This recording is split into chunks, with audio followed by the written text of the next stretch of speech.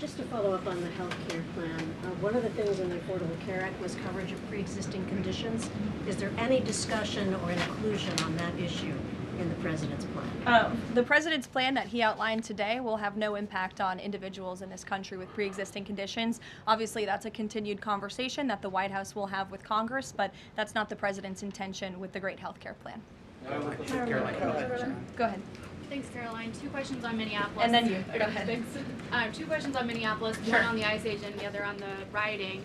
I believe last night there were protesters or rioters that rifled through an FBI car, took weapons. We had a reporter embedded with ICE who said that she saw constant harassment all evening. Can you speak to the rhetoric we're hearing from Democrat politicians, whether they are causing violence against ICE, as well as some of the headlines we've seen not including the full story?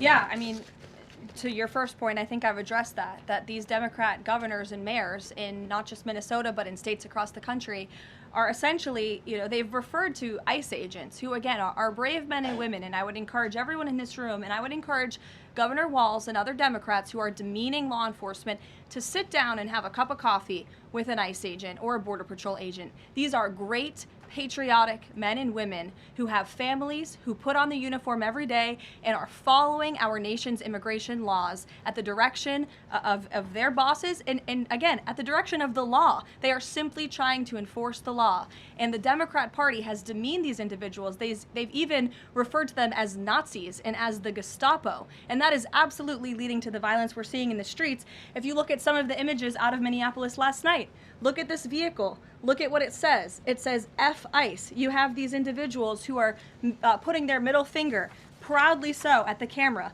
Another ICE a vehicle that was vandalized last night by these left-wing agitators. People don't do this without encouragement from people in power who make them feel like it's okay. Here's another one.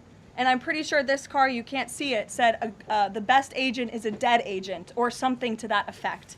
This is despicable rhetoric that we're seeing, and the media is absolutely complicit in this violence because if you look at the headline from CNN, protests erupt after federal agent shoots man in Minneapolis, that is not the story, that is not the truth. If you actually want to know the truth, you can look at what the Department of Homeland Security released, which is that this ICE agent was executing a targeted operation against a Venezuelan illegal alien who was unlawfully present in the country.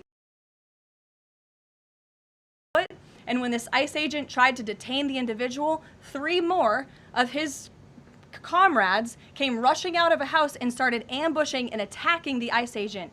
They used a shovel or a broom to smash his face in. And so yes, that agent had to use self-defense and take up his weapon to protect his own life. That is what's happening on the streets of Minneapolis. That's what's happening on the streets, unfortunately, of these Democrat-run cities and states where you have elected officials who are encouraging such violence against our brave men and women in law enforcement.